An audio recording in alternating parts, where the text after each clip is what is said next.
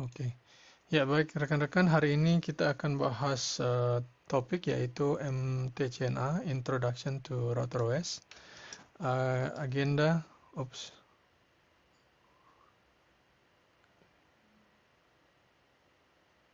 oke.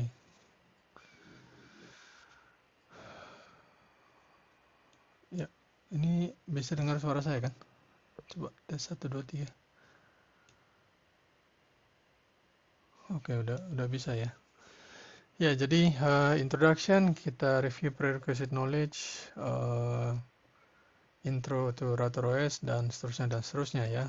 Nama saya Ahmad Mardiansyah dan malam ini saya akan barengan Taufik ya untuk bahas topik ini. Agenda uh, yang melakukan kita malam ini adalah intro, kemudian nanti review ya, kemudian ya kita langsung bahas router OS-nya. Nanti Mas Taufik akan lebih hands-on-nya ya gitu. Oke, introduction. Jadi kita dari JLC Network, kita base di Bandung.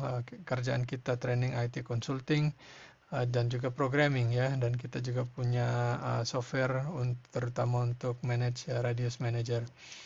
Nama saya Ahmad Pardiansyah dan saya base di Bandung juga.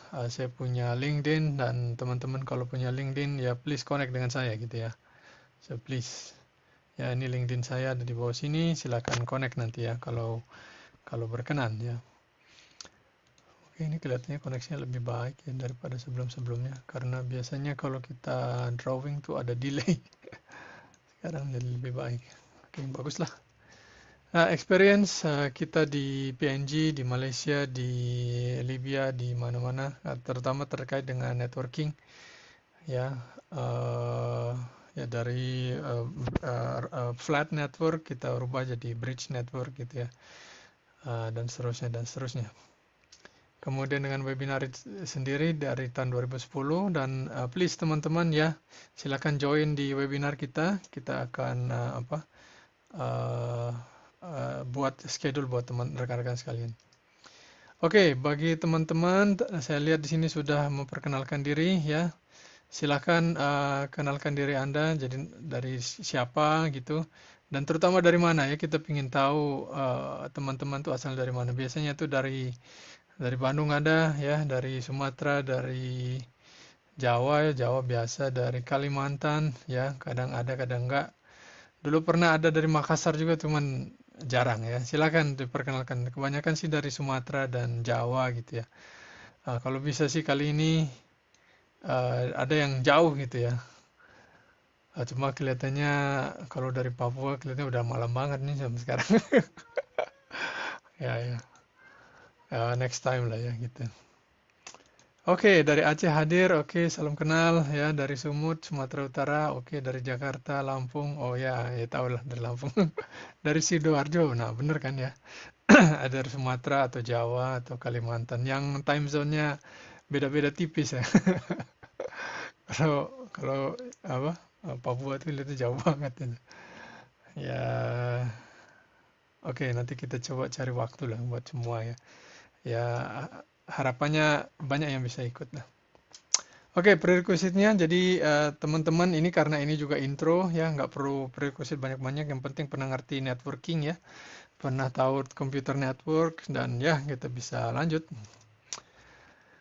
Oke, kita review dulu. Jadi kita tahu bahwa yang namanya networking pasti nggak lepas dari 7OC layer. Tiap layer punya function sendiri.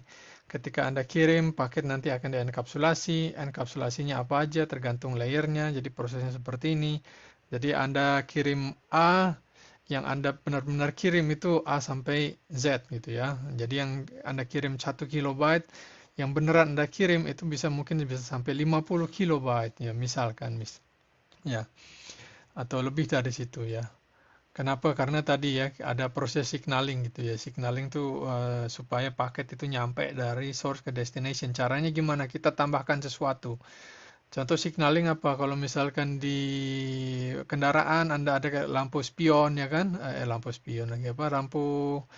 Lampu sign ya, sign lamp yang sebelah kiri atau sebelah kanan ya kan. Kemudian nanti di traffic light itu di perempatan tuh ada traffic lightnya, itu juga teknik-teknik untuk signaling ya. Jadi supaya tahu Anda belok kiri, Anda belok kanan kayak begitu. Nah, di paketnya sendiri karena dia bukan seperti mobil yang ada manusia, dia nggak bisa tahu belok kiri, belok kanan ya. Kita tambahkan sesuatu di data itu ya, sehingga dia bisa dibelokkan kiri atau kanan gitu. Oke, contoh headernya ya seperti ini di layer 4, layer 3 atau layer 2 ya. Nanti kalau misalkan Anda ingin tahu detail ya, Anda perlu tahulah apa cara kerja dari protokol yang ada di layer itu. Oke, yang ini header ya, header. Nah, nanti Anda bisa lihat di sini ya bahwa proses enkapsulasi itu gede banget ya, lumayan. Jadi 10 sampai 20% tuh ini data asli cuma segini doang, yang Anda kirim itu segini. Waduh, ya. Jadi eh, apa ya? Apa namanya? Overheadnya banyak banget ya. Ya, tapi kalau nggak gitu datanya nggak bakal nyampe ya nggak. Ya begitulah teknik kita ya. Teknik kita berkomunikasi di era jaringan komputer ya seperti itu. Oke, jadi kita sudah tahu bahwa kita berkomunikasi dengan proses enkapsulasi ya, dan salah satu protokol yang sering kita pakai itu adalah IP ya, Internet Protocol, di mana dia mengunifikasi semua teknologi, banyak teknologi yang ada di bawah atau di atasnya, ya kan? Jadi di atasnya itu kita protokol macam-macam, terserah whatever, kemudian kita pakai IP, di bawahnya juga mau ada teknologi macam-macam tapi atasnya IP juga gitu ya. Jadi dengan adanya IP kita kita jadi lebih hemat gitu ya pemakaian teknologi. Ini udah direkam belum ya? Oh iya, dia udah direkam ya. Oke, kemudian kita tahu network devices ya. Jadi perangkat di network ya umumnya perangkat di network ya seperti ini ya kan. Ada end devices, jadi devices yang di ujung, terus ada devices yang di tengah-tengah, kemudian nanti kita hubungkan mereka dengan media seperti ini kan. Ini ujung gitu aja ya kan. Ya, kenapa disebut end devices? Karena sinyal begitu nyampe di sana ya habis end ya kan. Ujung gitu, end itu kan ujung gitu ya. Nah, kalau sinyalnya lewat router gitu, ya sama router di forward lagi gitu, makanya disebut intermediary devices. Sesimpel itu gitu ya. Nah, terus yang apa hubungannya sama router OS? Ya itu software yang dalam router.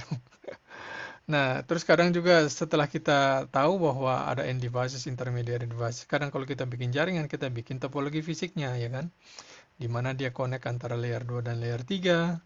Kemudian ada yang namanya topologi logical ya, yaitu fokus ke layer 3-nya aja. Jadi network mana, tempatnya di mana dan seterusnya dan seterusnya. Nah, kemudian kita sudah tahu bahwa layer 3 itu ada banyak network ya, dan kemudian kita hubungkan dengan router, otomatis kita perlu ada namanya proses routing ya. Jadi ada router, ada routing. Router itu perangkatnya, routing itu prosesnya, ya kan? Jadi routernya itu ya kayak begini, gitu. Nah ini nih routernya, tapi kok nggak? Saya pikir itu router itu bulat gitu ya, karena ikonnya bulat tuh ya ikon aja Pak gitu ya. Nah kerjaan dia akan mengecek header tadi ya. Tadi kan Anda sudah lihat tuh kan ada header di situ, ya kan? Ada header layer IPv4, ada header IPv6, ya kan? Ya, kerjaan router itu adalah mengecek header di layer 3 gitu. Nah, nanti berdasarkan header itu dia melakukan proses routing. Nah, proses routing contohnya seperti apa ya? Di pertama kali pasti di setiap router akan ada tabel routing seperti ini ya kan. Nah, setiap tabel routing ini ada router satu pasti dia punya tabel routing seperti ini ya kan. Intinya mau kemana, lewat mana, mau kemana, lewat mana, mau kemana, lewat mana. Seperti itulah isi dari router ya gitu. Oh, kalau gitu sederhana sekali ya, emang sederhana gitu. Oke, terus contohnya seperti ini ya. Dan Anda kalau misalkan ingin tahu cara kerja routing atau router itu Anda harus berpikir dalam metode komputer, dan komputer itu berpikir secara binary ya kan. Anda perlu berpikir secara binary juga. Jadi contoh Anda mau ke sini, di mana Anda perlu convert ini ke binary, nah akan dilewatkan ke sini, gitu. Anda ke sini, dilewatkan ke sini. Anda mau ke sini, lewatnya ke sini. Jadi tiap kali ada paket yang masuk, lihat ya paket bukan frame. Ada frame masuk, kemudian framenya itu dibuka, layer 2-nya, kemudian sisa layer 3-nya dicek, nanti layer 3-nya itu dicek dulu ya, apakah 24 misalkan ya, di sini kan 24 bit pertama itu sama dengan ini.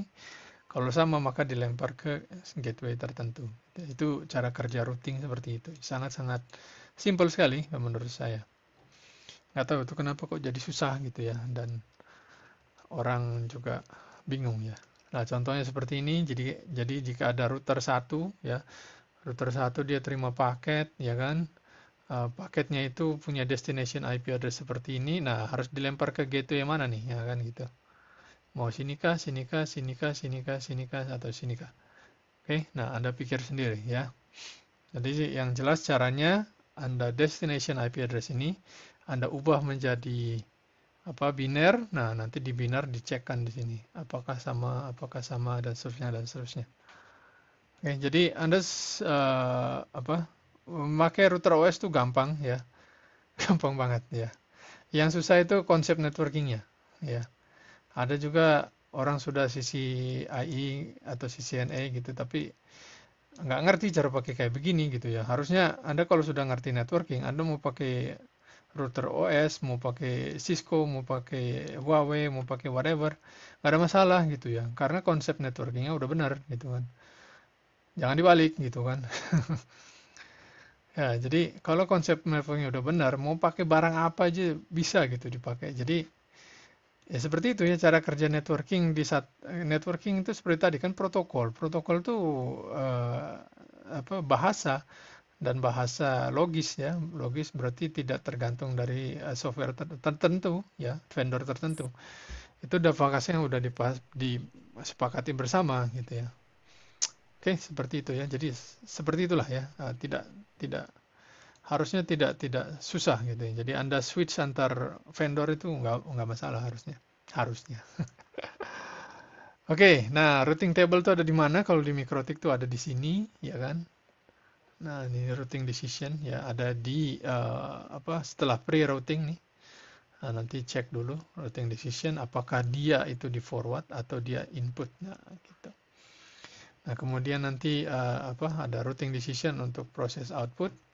Nah, kemudian baru dia lanjut ke sini. Jadi ada dua hal ya. Ada dua hal, either dia setelah pre-routing ya. Jadi untuk incoming tuh di sini. Ya. Jadi kalau ada paket masuk, prosesnya di pre-routing. Tapi kalau di generate kadang dari router kan mau ngeping sendiri kan gitu ya. Nah, dia nanti kalau kita masuk router dan kita ngeping keluar, nah itu termasuk di proses out gitu. Oke, seperti itu. Nah, introduction ke MikroTik. Jadi MikroTik itu bagi yang baru kenal ya, itu nama sebuah perusahaan, nama sebuah brand, nama sebuah program, dan headquartersnya ada di Riga, Latvia gitu ya. Kita ada di Indonesia sini, Riga tuh ada di sini gitu ya. Nah, ini tuh segini tuh Eropa gitu ya. Nah, Latvianya tuh kecil sini seuprit gitu ya. Nah, kalau di zoom keluar lagi ke sini. Riga tuh ada di sini gitu ya. Saya belum pernah ke sana ya. Saya baru ke negara selatan di bawahnya gitu ya. Dan waktu itu musim dingin dan itu nggak enak banget gitu ya. Orang bilang, oh musim dingin enak ya, dingin dengan empuk, matamu gitu ya. Belum tahu dingin apa gitu ya. Bagi saya nggak senang dingin gitu. Saya senang di Indonesia. Tapi kalau dapat gaji di sana lumayan. Oke, lanjut ya. Bagi teman-teman yang lagi ada di belahan bumi utara dan lagi kedinginan ya, uh, tetap semangat ya gitu. Saya udah pernah ngerasain musim dingin dan I don't like it ya. Silakan ya di sana bersurvival. Oke, balik lagi ke MikroTik ya. Jadi MikroTik produk MikroTik tuh ya ini dia. Pertama dulu ini adalah kerjaan dia ya. router OS ya. Jadi kerjaan mikrotik zaman itu tuh tahun 90-an ya, pertengahan 90-an. Ya saya belajar networking tahun 99, 2000 gitu ya. Dan itu apa networking pakai Windows gitu ya, pakai Linux ada juga gitu, cuma repot ya. Harus ngedit beberapa file konfigurasi kan gitu. FreeBSD juga ada waktu itu. Nah, cuma Mikrotik ngelihat ini ya, wah ini kalau gue bikin ISP terus orang pakai router FreeBSD gitu ya, bisa juga sih dipakai gitu ya. Cuma repot gitu kan, harus install PC, PC-nya juga repot ya. Nah, mending gue bikin OS. Jadi ini adalah barang yang pertama kali dibuat ya, router OS ya tahun 96 gitu ya. Keren juga tuh ya 96. 96 dia bikin, terus ya available di x86. Jadi router yang kecil-kecil yang kayak kotak sabun tuh belum ada gitu ya. Dia kalau jadi dia bikin itu, dia taruh ISO-nya, kita download gitu ya.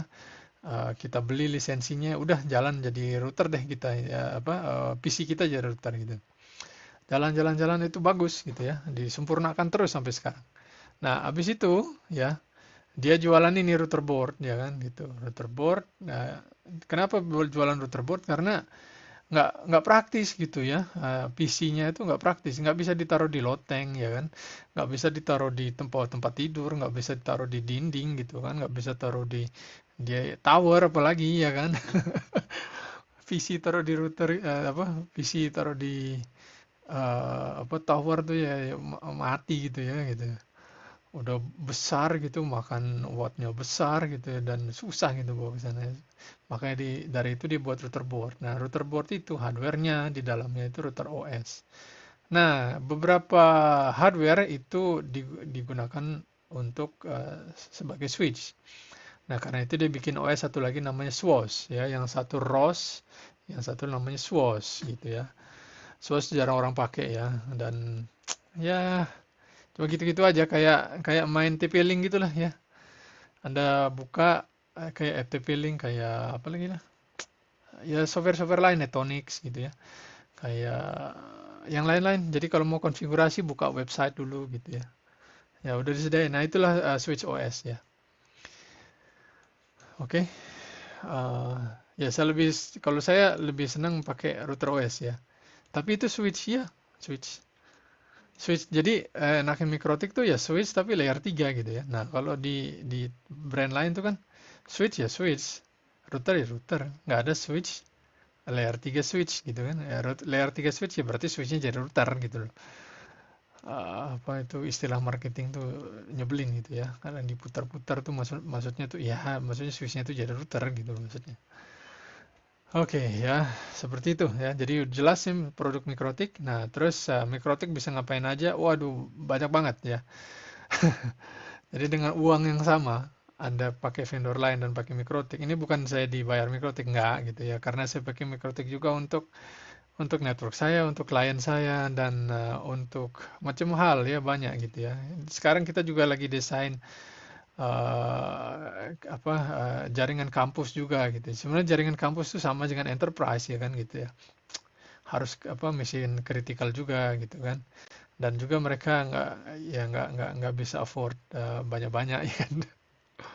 Ya kenapa harus bayar lebih mahal untuk feature yang sama kan gitu. Oke, jadi Anda ke mikrotik.com ya. Nah, di sini ada file ya, ada file what is router OS, produk katalog, newsletter ya. Ya, seperti itu. Jadi produk katalog itu apa ya, nggak seperti vendor lain ya. Produk katalognya mana nih? Karena mungkin terlalu banyak. Dia taruh di ini apa? Ditaruh di websitenya langsung, dan juga harganya juga ya. Beda dengan misalnya Cisco gitu ya. Cisco kalau Anda lihat harganya itu kan nggak ada di website dia ya. Kita harus beli dari reseller ya kan. Reseller satu sama reseller lain harganya beda gitu ya, karena mereka saingan juga. Gitu.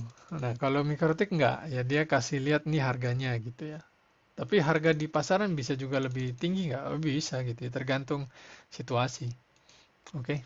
Ya, itu yang kita senang dari router OS. Jadi harga itu dilihat. Jadi kita bisa lihat gitu ya, siapa yang markup nih gitu kan. Harga aslinya aja kayak gitu gitu kan.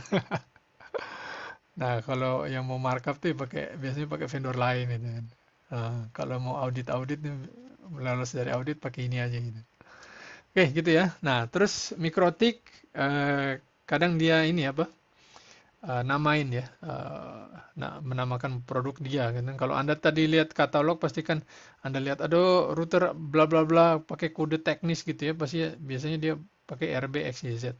X-nya itu artinya X series ya. Jadi misalkan 7 berapa? 751 gitu ya. Berarti seri 700 limanya artinya 5 wired. Ini bukan Ethernet saja ya, wired. Wire port. Nah, terus satu itu untuk mini PCI atau wireless LAN. Nah, nanti di sini ada U gitu ya, ada A, di sini ada G gitu, ada H gitu ya. Nah, ini kodenya. Nah, untuk lebih detail lihatnya di sini gitu. Oke, jadi paling tidak tahulah ini barang. Kalau mau beli barang mikrotik dengan tahu kode ininya, kode teknisnya kita tahu, oh barangnya bisa gini gini gini gini gitu. Nah, arsitektur ada macam-macam, ada MIPS LA, MIPS BE. Jadi arsitektur yang dimaksudkan di sini adalah arsitektur itunya apa? Arsitektur prosesornya ya. Jadi kan namanya ini operating system ya. Ya sama kayak komputer dong. Iya sama. Kernelnya pakai kernel Linux kok gitu kan ya. Nah, jadi di atas situ ya dia bikin interface-nya sendiri, kodenya diubah-ubah sana kemari gitu ya. Di share nggak source code-nya? Nggak gitu ya. Bukan ini bukan open source. Tapi affordable ya gitu. Oke, begitu ya. Nah, sekarang yang lagi in tuh dia nanti pakai prosesor ARM ya. Tilera ya masih eh, apa? Performance yang paling tinggi berasal masih dari Tilera ya yang CCR 1072 72 core ya.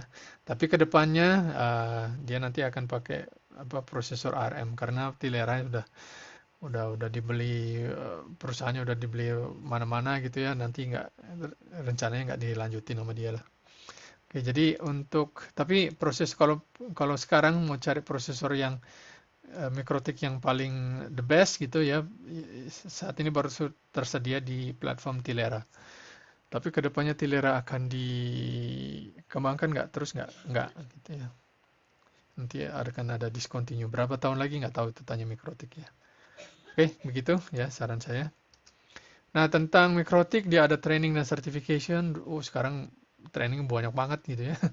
Dulu Anda selalu mulai dari MTCNA, terus nanti tergantung ini apa? Tergantung spesialisasi. Kalau Anda punya networknya lumayan besar ya, lumayan besar itu artinya lebih dari satu router gitu ya, 2 router, 3 router. Nah, Anda pakai ini MTCRA. Kalau networknya lebih besar lagi ya, di mana Anda punya AS number dan bikin BGP, Anda pakai MTCNA. Jadi ambil training sesuai kebutuhan ya. Kalau Anda di network Anda perlu bandwidth control ya, ini kita pakai apa? Traffic TCE ya, MTC TCE. Jadi MTC itu artinya Mikrotik Certified, MTC itu Mikrotik Certified, TCE itu Traffic Control Engineer. Oke. Nah, terus ada juga kalau misalnya di jaringan Anda punya switch dari Mikrotik ya, nah ini pakai SWE ya, SWE itu Switching Engineer. Nah, kalau di jaringan Anda ingin dibuat secure ya, jadi pakai SE ya, Security Engineer. Kalau di jaringan Anda itu pakai IPv6, ya maka MTC IPv6E gitu ya. Nah, ini khusus bicara IPv6. Kalau Anda pakai apa namanya hotspot atau uh, pakai user manager ya, hotspot user manager. Nah, biasanya pakai UME. Nah, gini. Oke. Nah, kalau Anda pakai wirelessnya Mikrotik ya untuk outdoor. Nah, outdoor pakai wireless engineer. Tapi kalau kita pakai Mikrotik ya pakai indoor ya. Nah, ini pakai enterprise wireless. Nah, ini E-nya itu enterprise. Enterprise wireless engineer gitu. Jadi ini kebanyakan kita nanti akan fokus di Capsman. Nah, gitu. MTC EWE. Enterprise wireless engineer. Oke, begitu ya. Nah, jadi silahkan ambil training sesuai kebutuhan. Nah, tentang MikroTik Router OS sendiri, ya MikroTik Router OS itu ya ROS ya, itu running di router dan switch. Mode-nya, ya cara kita mengoperasikannya itu tergantung dari user rights yang didefinisikan pada role-nya ya. Jadi nanti Anda punya bikin create user, usernya masuk ke grup, grupnya itu punya permission. Nah, gitu. Nah, jadi bikin usernya dia read only apa enggak itu tergantung apa grupnya ya, dia di grup yang mana. Jadi grup kita masukin permission ke grup, nah terus kemudian nanti apa user ke grup dan kemudian permission gitu ya. Itu. Oke, nah struktur menu nanti apa di ketika Anda pakai Winbox ya itu salah satu kelebihannya ya. Dia nanti akan berperan besar sesuai dengan struktur perintahnya gitu ya, urutan menunya. Gitu. Dan untuk command line itu juga jadi basisnya. Terus, ups. Oke, ini ada yang chat. Di sini 6C. Oh, 6 derajat maksudnya, 6 derajat Celcius. Sekarang bulan apa sih? November ya? Oh iya, lagi dingin-dinginnya tuh. Dulu saya di Bulgaria tuh, aduh. Oh, hari ini 10 derajat. Ya oke, santai-santai. Tapi kok malamnya dingin banget. Besoknya turun salju. Pantesan tadi malam dingin banget gitu ya. Waduh. Dan udah dikasih pemanas gitu ya, kok rasanya dingin gitu. Ya memang orang tropis gitu ya. Padahal tidur udah pakai jaket, dikasih selimut tebal gitu ya di Bulgaria. Waduh. Ya, gitulah. Terus siapa nih? Ada Muhammad Setiawan ya. Mas, setiap webinar selalu ada di record. Ya, ya. Di YouTube atau share materi. Ya, ditaruh di websitenya langsung ya, di gallery. Nanti ada di sana. Oke, seperti itu ya. Ini kelihatannya satu orang ya yang dari apa Eropa ya. Selamat datang. Berarti kalau di Eropa sekarang masih siang ya. Sore lah ya. Tuh. Oke ya, basic-basic router OS features ya pasti dia punya user management, user rights management. Jadi apa usernya itu bisa ngapain aja ya di situ gitu kan. Ya itulah rights management. Jadi seperti tadi ada user, ada group, ada permission. Nah gitu modelnya kayak gitu. Beda dengan Cisco ya. Kalau Cisco ada yang namanya user mode, ada yang namanya privilege mode, terus nanti masuk lagi configuration mode ya kan gitu. Pusing ya. Kenapa nggak langsung aja sih semuanya gitu ya? Nah soalnya dia punya ini apa namanya? ah apa? Ya dia dia punya style sendiri lah gitu ya. Gitu. Jadi kalau mau masuk ke area ini Anda harus ketik enable gitu ya masuk. Jadi privilege mode. Privilege mode nggak bisa langsung config. Anda harus ngetik dulu config terminal. Repot. Nah. Di MikroTik nggak kayak gitu. Simple banget ya.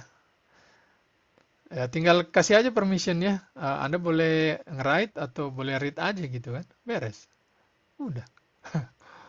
Oke, jadi seperti itu dari saya. Silakan lanjut Mas Taufik. Ini ada yang chat siapa nih? Beda 6 jam. Oh, oke, oke. Berarti sekarang jam 20 kurang 6 berarti jam berapa tuh? Jam 14. Oh iya jam 2 siang. Sip, sip ya. Jadi saya begitu dan nanti selanjutnya kita akan live practice ya sama Mas Taufik ya. Bagi teman-teman yang interest ya kita nanti akan ya jadwal training ada di website ya di slash schedule tuh ada ya. Ya, terus ya ini akhir slide saya dan selanjutnya akan dilanjutkan oleh Mas Taufik. Silakan Mas. Oke, terima kasih Pak Ahmad. Ya. Oke, saya share screen dulu.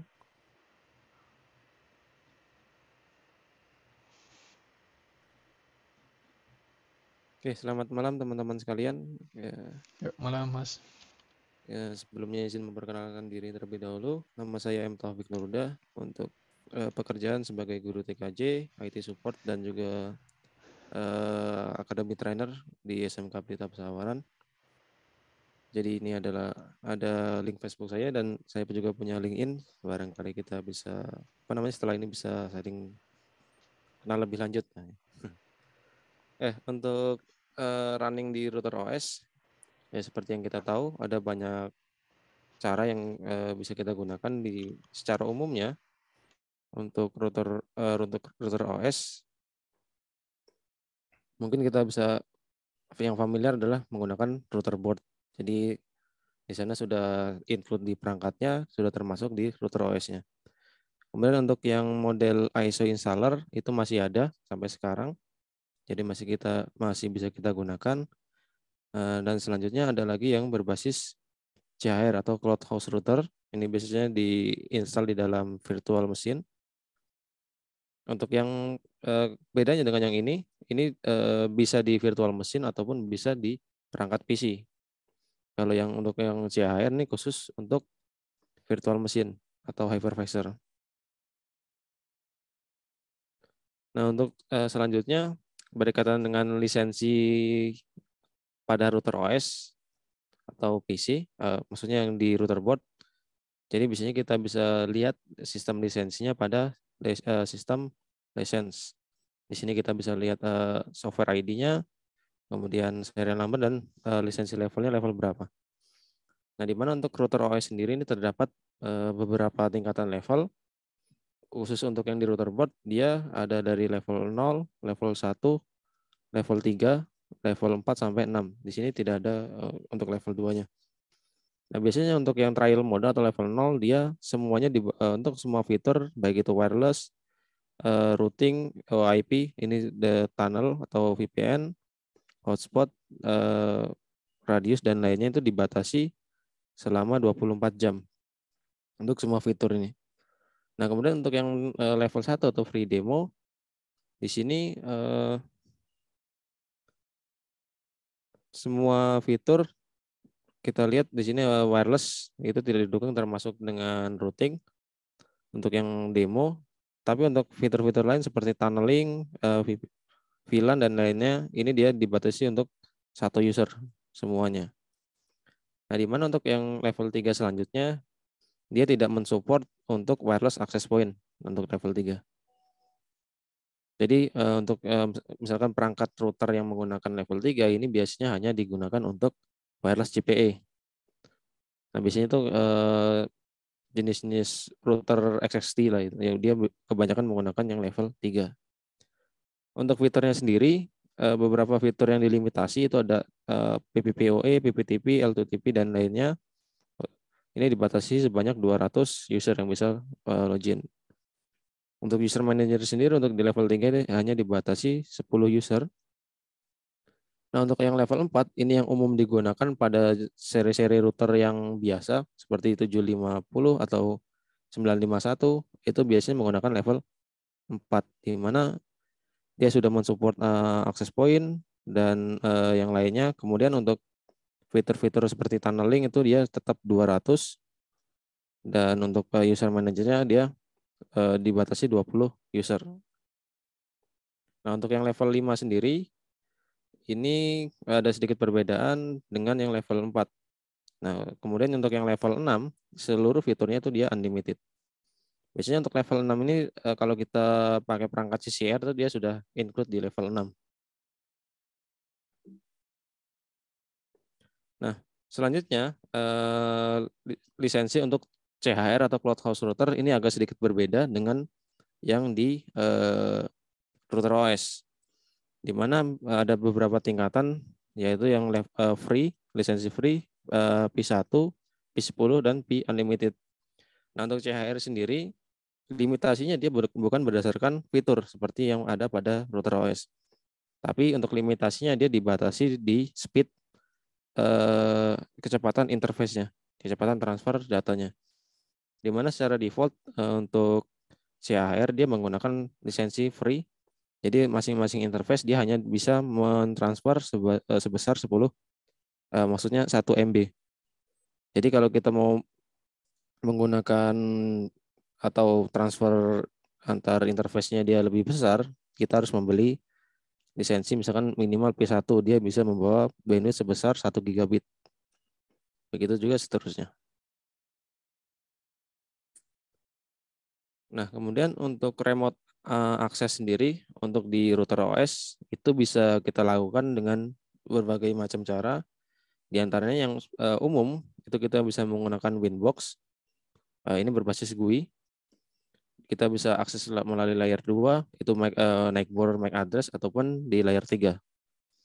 Kemudian kita bisa menggunakan webfig berbasis web atau FTP. Kalau kita mau mengupload file ke ke dalam router OS-nya. Kemudian kita juga bisa melakukan remote access atau konfigurasi menggunakan CLI, di mana kita bisa menggunakan SSH, Telnet, ataupun new terminal yang ada di Winbox. Nah, untuk prinsip dari CLI sendiri, ini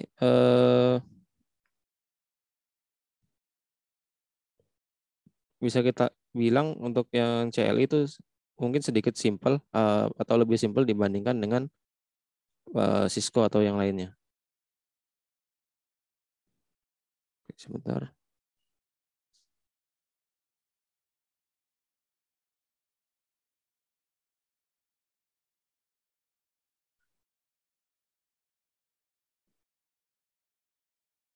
Oke, kalau kita lihat,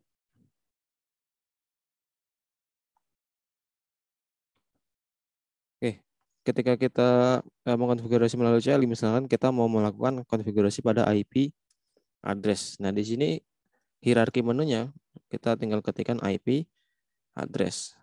Nah, di sini terdapat beberapa command yang bisa kita gunakan. Untuk misalkan kita mau menambahkan, kita bisa gunakan add. Ketika kita mau melihat itu kita bisa gunakan print. Kalau mau edit bisa menggunakan set dan yang lainnya. Jadi untuk mengkonfigurasi di CLI kita bisa ketikkan perintahnya langsung. Misalkan untuk menambahkan IP kita bisa gunakan IP address add address. Misalkan IP-nya 192.168.10.1. Misalkan kita tambahkan /24. Selanjutnya kita arahkan ke interface mana. Oke, kurang lebih seperti itu. Atau untuk konfigurasinya juga kita bisa masuk terlebih dahulu ke menunya, misalkan IP address. Baru setelah kita masuk ke menu IP address-nya, kita bisa lakukan konfigurasi selanjutnya. Baik itu menambahkan IP ataupun yang lainnya. Kemudian ketika menggunakan CLI, ketika kita lupa akan komen selanjutnya itu kita bisa gunakan tanda tanya pada remote access-nya. Misalkan seperti ini. Jadi kita bisa gunakan tanda tanya, nanti akan muncul komen-komen yang tersedia pada menu CLI-nya.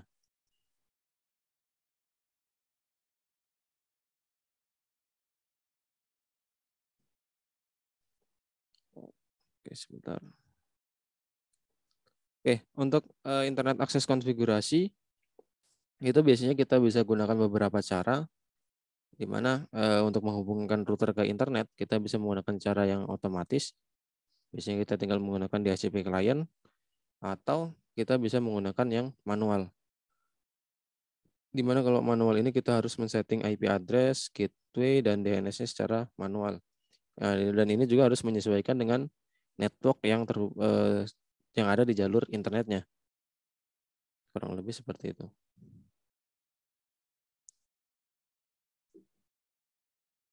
Oke, kemudian untuk setup local network, nah biasanya ketika router sudah berhasil dikonfigurasi untuk jaringan internet, kita harus mengkonfigurasi jaringan yang ada di jaringan lokalnya. Kita harus di mana kita harus bisa menghubungkan klien lokal di bawah router ini, dia dapat mengakses ke internet. Jadi misalkan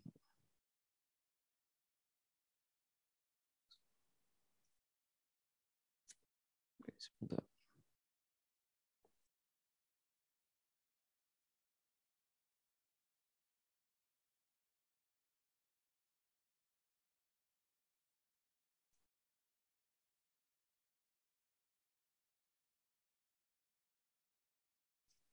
Oke.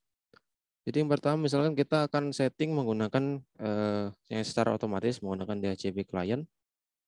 Kita masuk ke menu IP, DHCP client. Nah ini cara ini yang paling mudah, di mana kita tinggal meminta request DHCP ke DHCP server yang ada di jalur internet.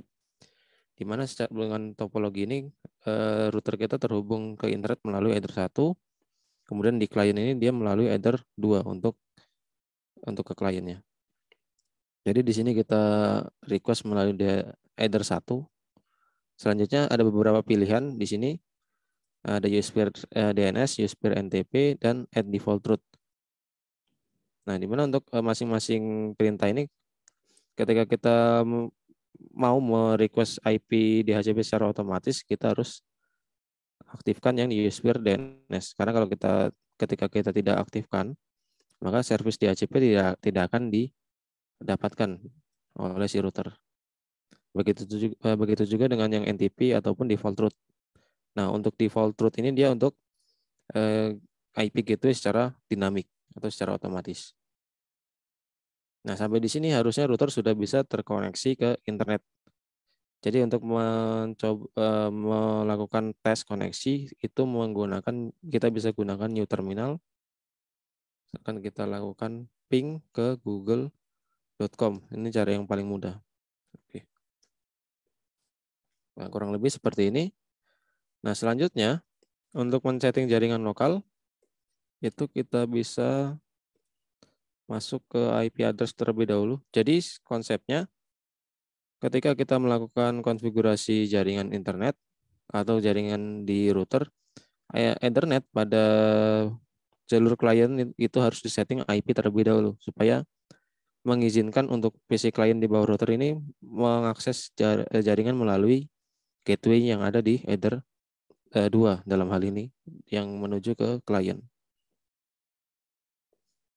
Oke, jadi kita tambahkan terlebih dahulu untuk IP address menuju ke header 2. Misalkan IP-nya tadi 192.168.10.1. Untuk prefix kita tambah langsung menggunakan slash seperti ini. Berbeda dengan yang ketika kita menggunakan syscon harus didefinisikan subnet max-nya. Kalau kita menggunakan mikrotik cukup tambahkan prefix-nya seperti ini.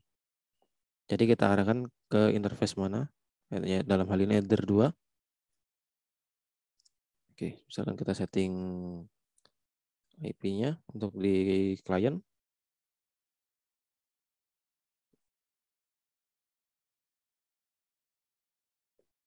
Oke, kita coba cara manual terlebih dahulu.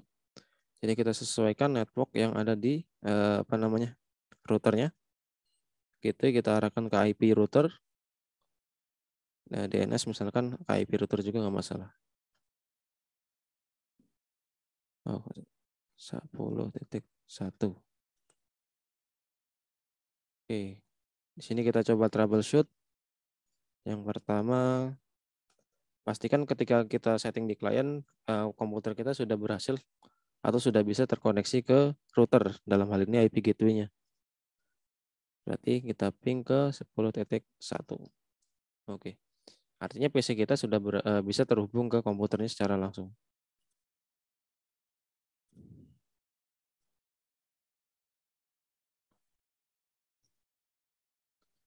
Oke, selanjutnya dalam hal ini ketika kita mau mencoba mengakses internet, satu lagi, ketika kita menggunakan service DNS, contohnya dalam hal ini, misalkan klien di bawah router ini menggunakan DNS server, itu IP lokalnya si router.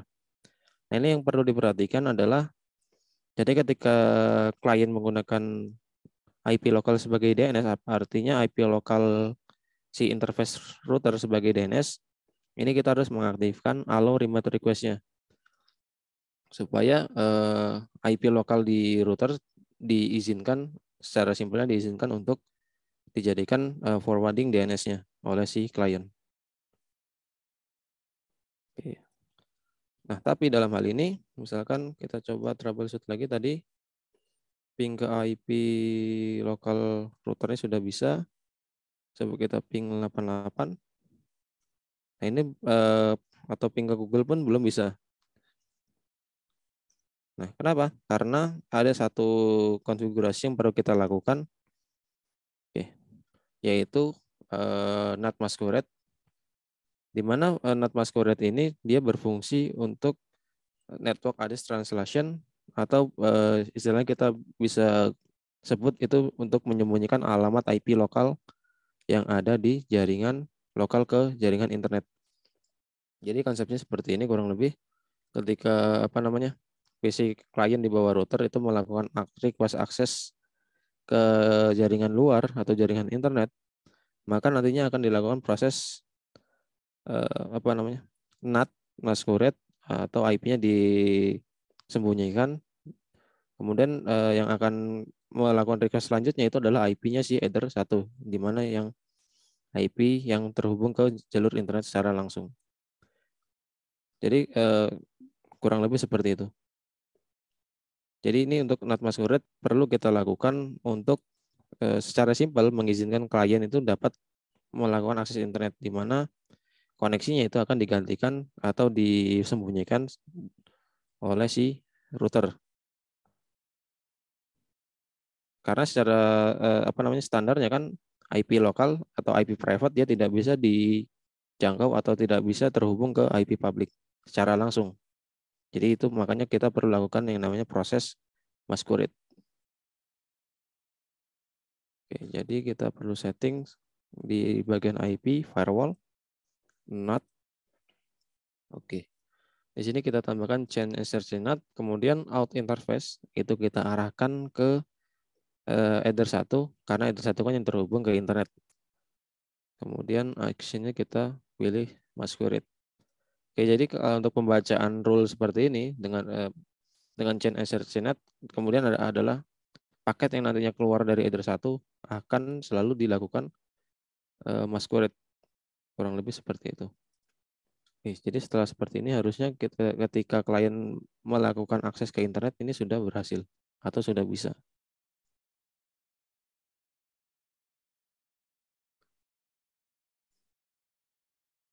Nah, kemudian untuk router router OS paket di sini merupakan paket-paket yang menyediakan service yang ada di router OS, di mana masing-masing paket memiliki fungsinya tersendiri.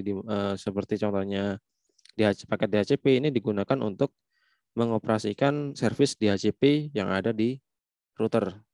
Jadi kalau misalkan DHCP ini kita uninstall atau kita disable, router OS kita tidak bisa menggunakan layanan DHCP, baik itu DHCP client ataupun DHCP server.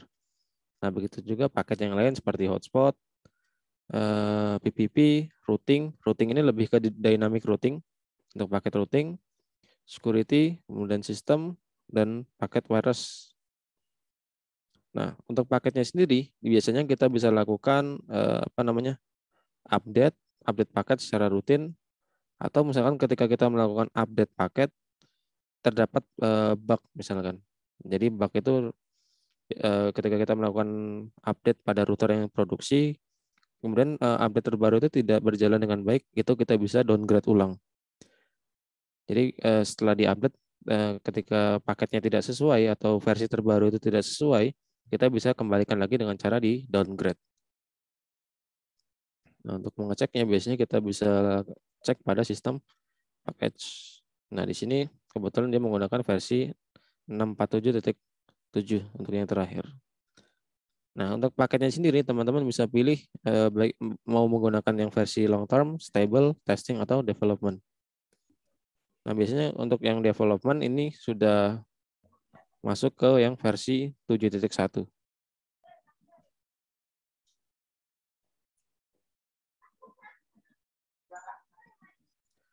Nah, kemudian untuk router identity ini sangat penting bagi kita ketika melakukan konfigurasi router untuk melakukan atau untuk men-setting identitas router.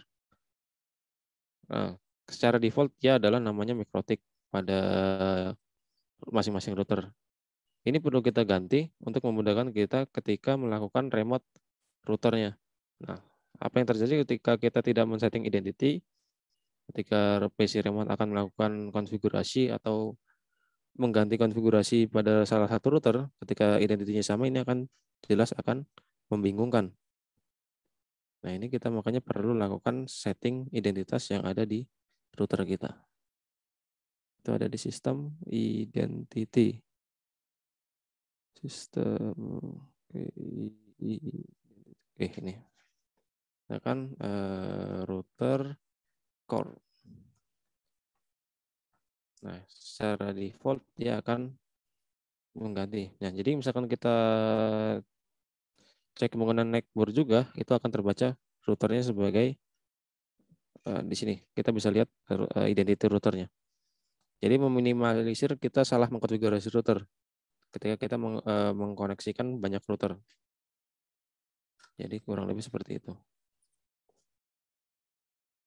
Nah, selanjutnya untuk sistem keamanan router, salah satunya kita perlu men-setting yang namanya password user yang ada di sistem user, di mana untuk user ini sendiri ini memiliki beberapa level login, di mana terdapat level untuk atau kita sebut grup login, ada grup full, di mana di sini memiliki seluruh akses yang bisa digunakan untuk mengkonfigurasi router. Kemudian ada lagi RAID, di mana hanya untuk remote kita hanya bisa melihat konfigurasi tanpa bisa melakukan edit konfigurasi, menambahkan konfigurasi atau yang lainnya. Ada juga RAID, ini juga dia di limit aksesnya, atau kita bisa custom, di mana custom ini kita bisa menambahkan grup baru, dan untuk polisinya kita bisa atur dia servisnya bisa boleh diizinkan untuk apa aja.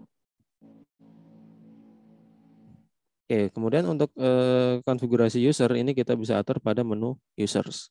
Di sini kita bisa tambahkan baru atau mengganti password yang lama. Kemudian kita bisa sesuaikan dengan grupnya. Oke, jadi pada sistem user, nah ini ini user default yaitu admin, dan ini terdapat beberapa grup. Misalkan kita mau mengganti user, jadi bisa kita tambahkan usernya. Misalkan user Taufik dengan akses full. Misalkan passwordnya kita tambahkan. Kurang lebih seperti ini. Nah, selanjutnya ini ketika kita mengkonfigurasi user, ada beberapa parameter yang kita bisa custom lagi, di mana di sini ada allowed address.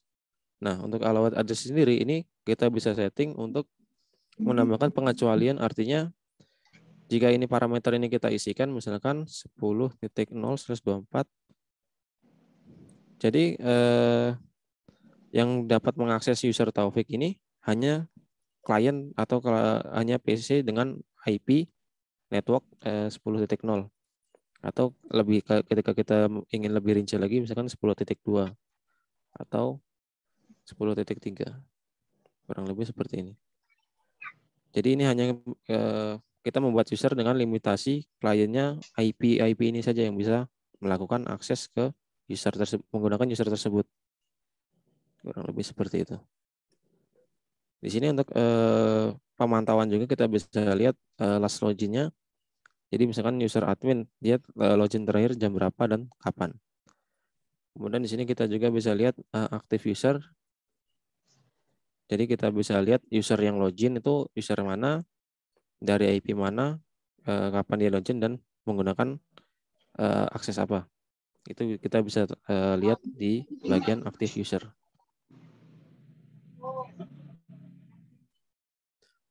Oke, selanjutnya untuk manajemen service yang ada di router OS, di mana untuk service ini sendiri dia digunakan untuk memanajemen atau mengatur service port yang ada di router OS. Jadi yang digunakan untuk melakukan remote ke router OS. Jadi teman-teman bisa lihat pada bagian IP service. Nah, di sini terdapat beberapa service yang aktif. Ya, ada IPA, FTP, SSH, Telnet, Winbox, WWW atau WWW SSL.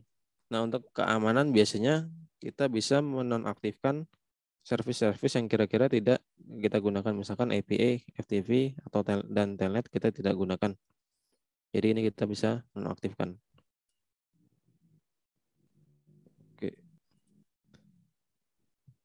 Nah, untuk keamanan lain, misalkan Winbox atau WWW, ini Webfig, kita bisa mengganti juga portnya. Misalkan secara port default kan 80. Misalkan kita ganti ke 888. Atau service lainnya juga bisa kita ganti portnya untuk dari segi keamanan. Gitu. Nah, ada lagi kemudian masih sama seperti user tadi, kita bisa custom juga untuk available from-nya. Di sini kita bisa definisikan network berapa atau IP berapa yang dia diizinkan untuk melakukan akses ke service tertentu. Jadi kita bisa custom pada available from. Kurang lebih seperti itu. Nah, selanjutnya untuk backup konfigurasi, ada beberapa cara. Nah, dalam hal ini ada 2 cara yang kita bisa lakukan untuk melakukan konfigurasi backup pada router OS. Di mana kita bisa melakukan binary backup ataupun script backup. Nah, untuk binary backup ini biasanya dia ekstensi file itu ditandai dengan backup. Nah, untuk binary backup sendiri, ini dia melakukan konfigurasi backup konfigurasi untuk seluruh konfigurasi router. Dan kita tidak bisa melakukan edit script pada konfigurasi binary backup ini. Nah, berbeda dengan yang script backup, dia ekstensinya biasanya SRC. Nah, kita bisa membackup seluruh konfigurasi kecuali username dan password untuk yang script backup atau konfigurasi tertentu. Misalkan kita ingin melakukan backup script konfigurasi pada IP firewall NAT. Nah, hanya pada IP firewall NAT itu kita bisa lakukan backup menggunakan script backup. Nah, untuk yang script sendiri ini kita bisa lakukan edit pada file backup tersebut. Oke, contohnya, misalkan kita mau melakukan backup, untuk binary backup kita langsung bisa pada menu files. Kita backup. Nah, ini nama filenya misalkan backup router. Nah, di sini untuk file backup ini kita bisa amankan untuk menggunakan password. Jadi ketika kita mau melakukan restore atau orang lain ingin melakukan restore file backup ini, dia harus memasukkan password backup yang sesuai dengan yang kita isi ketika melakukan backup. Oke. Nah, ini untuk file backupnya. Dia ekstensi filenya berbentuk .backup.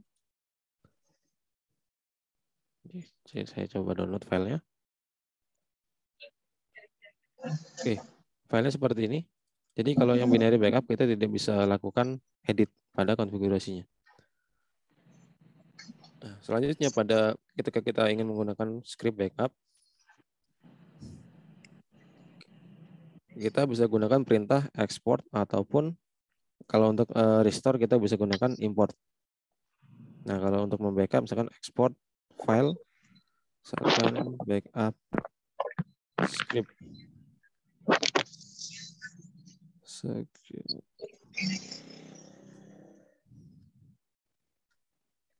Oke.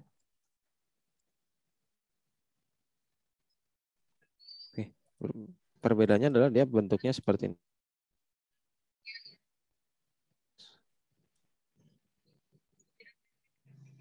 Oke, saya coba.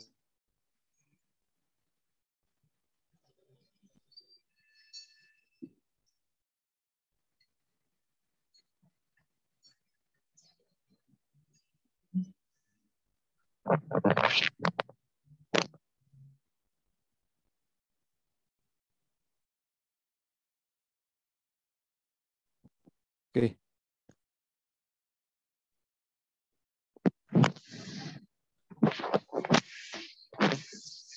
Oke, sedikit lagi mungkin untuk reset router dia kita bisa gunakan soft reset ataupun hard reset. Kemudian untuk instalasi ulang router ketika dia menggunakan CD kita bisa gunakan CD installer jika dia menggunakan PC. Atau untuk router board kita bisa gunakan software net install. Oke, terima kasih Pak Ahmad. Cukup sekian untuk presentasi dari saya.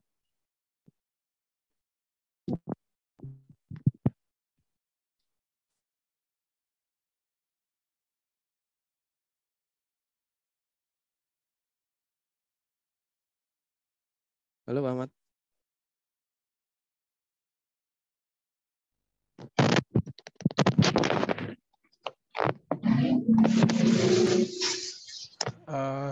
Tes bisa dengar ya? Ya. Ya baik rekan-rekan sekalian, saya rasa cukup ya. Itu tadi presentasi dari Mas Taufik. Ya bagus sekali. Mudah-mudahan berguna ya bagi teman-teman sekalian. Dan saat ini bisa minta tolong untuk foto ya. Bisa tolong aktifkan kameranya semua. Dan juga ini ya ada feedback, itu ada saya share itu link untuk feedback. Nah mudah-mudahan teman-teman bisa ya berkenan untuk mengisinya. Oke, silakan siap-siap buka kameranya dan jempolnya juga. Saya hitung ya, 1, 2, and 3. Iya. Oke, yang lembar kedua, 1, 2, and 3. Iya, maknyus ya. Jadi rekan-rekan, begitulah cerita tentang router OS ya bagi teman-teman yang baru. Ya seperti itulah kemampuan router OS dan menurut saya itu sangat-sangat mudah sekali ya. Pertama ada GUI-nya juga. Kalau Anda malas GUI bisa pakai CLI. Tapi CLI itu kelihatannya susah banget ya buat awal. Tapi ketika nanti kita kerja itu banyak CLI juga. Terutama kalau kita bikin script ya. Mau bikin script pakai GUI macam mana? Ya nggak? Script ya berarti pakai CLI. Kita harus ada programming sedikit-sedikit gitu ya. Ini siapa ini? Pak mau tanya, Oh ya ya, gimana? ya salam kenal. Ya. Kalau mikrotik itu dibikinnya di Indonesia atau di negeri dekat Rusia itu, Pak? Di Latvia ya. Jadi kita ini barang impor, tidak ada pabriknya di sini. Kita full impor dari sana. Ya, Oke. dulu juga ada versi Cinanya juga, tapi dia coba cloning ya dari sana. Jadi bentuknya persis kayak mikrotik gitu, tapi dari Cina gitu. Tapi itu nggak bagus. Oh, nggak bagus Dia ya? ternyata kelihatannya hardware-nya sih mirip-mirip ya. Kan chipsetnya itu kan banyak ya. Chipsetnya kan dia pakai dari Marvell. Dia juga pakai hardware juga bukan dia yang produksi kan gitu ya. Dia cuman sebagai kayak assembly aja. Ya, dia transistor dari sini, chipset dari sini, kemudian dia masukin di PCB dan selesai gitu ya. Nah, Jadi kalau beli bagus langsung dari sana ya, Pak ya? Ya, ya, dari sana. Memang dia jual, itulah yang dia jual gitu. Jadi nggak ada Soalnya saya rencana sih tempat lain. pengennya sih insya Allah gitu, pengen punya perusahaan IT saya sendiri gitu Pak. Jadi saya pikir mikrotik itu made in Indonesia, jadi saya bisa beli di Indonesia murah gitu. Dengan di sini kliennya dari Prancis ini gitu. Ternyata ya kembali ke semua ini masih ya, impor kembali ya. ke Eropa lagi.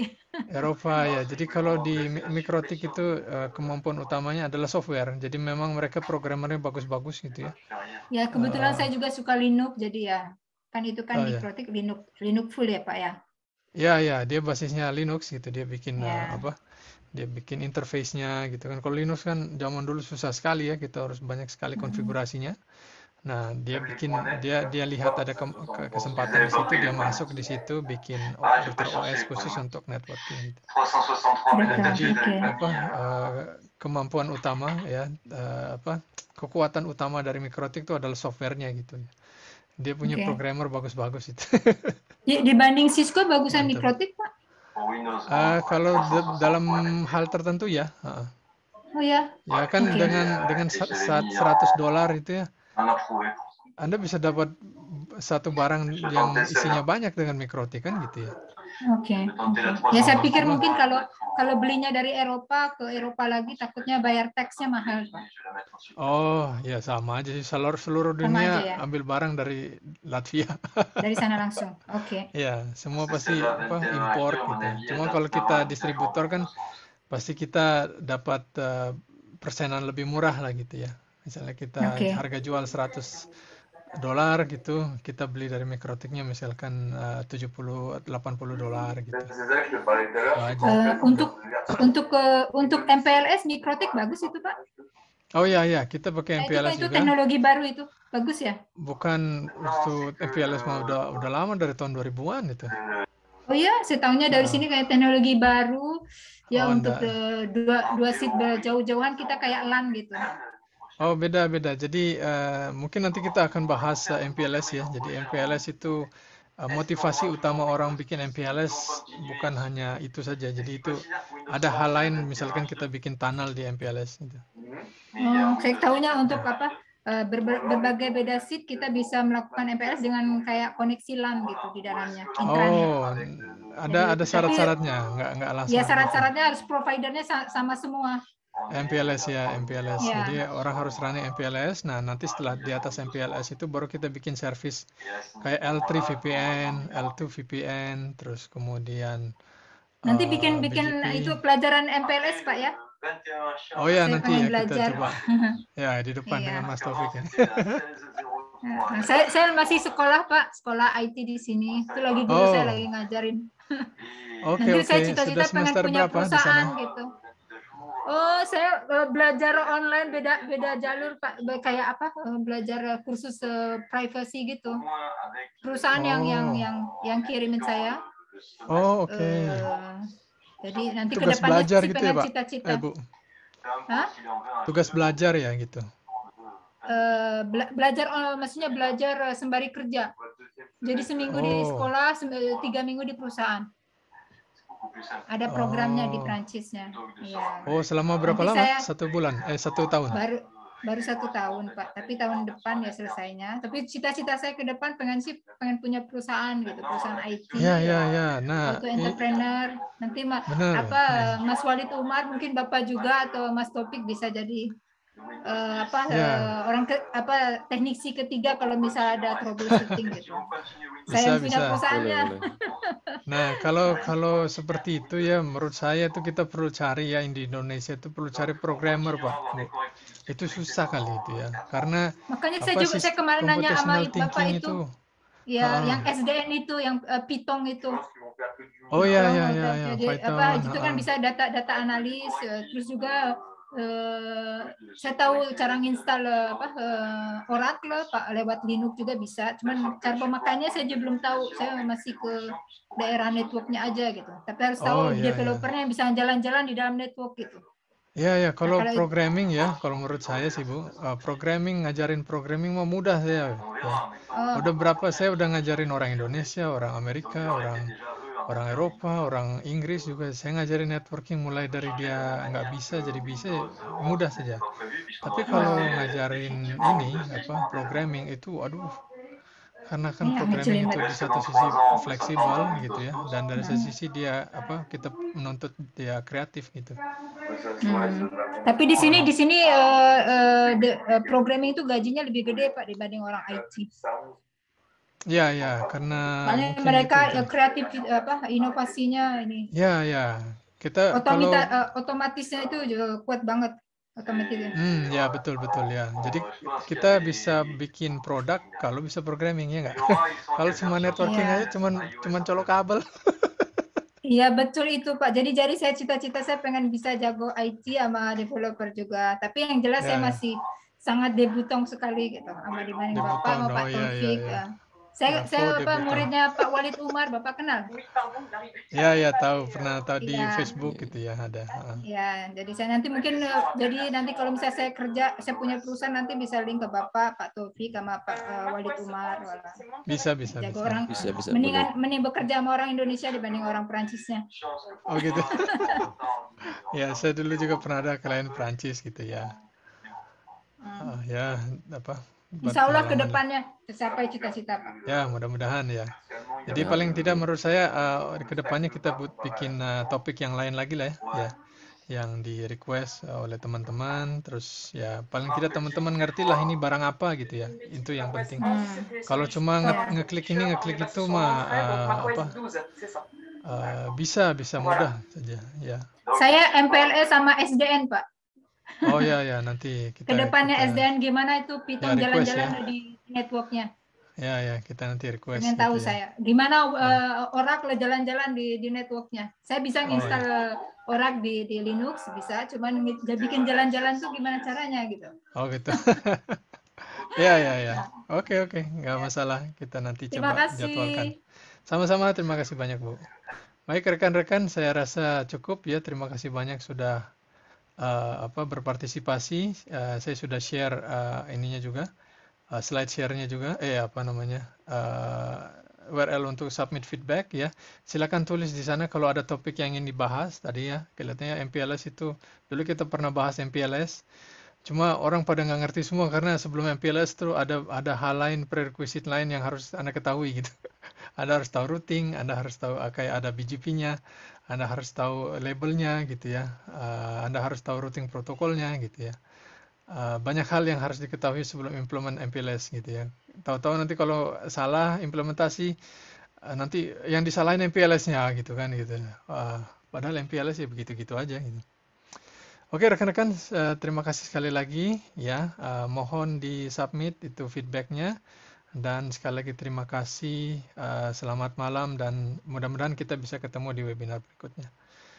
Oke, terima kasih sekali lagi dan semoga sehat selalu.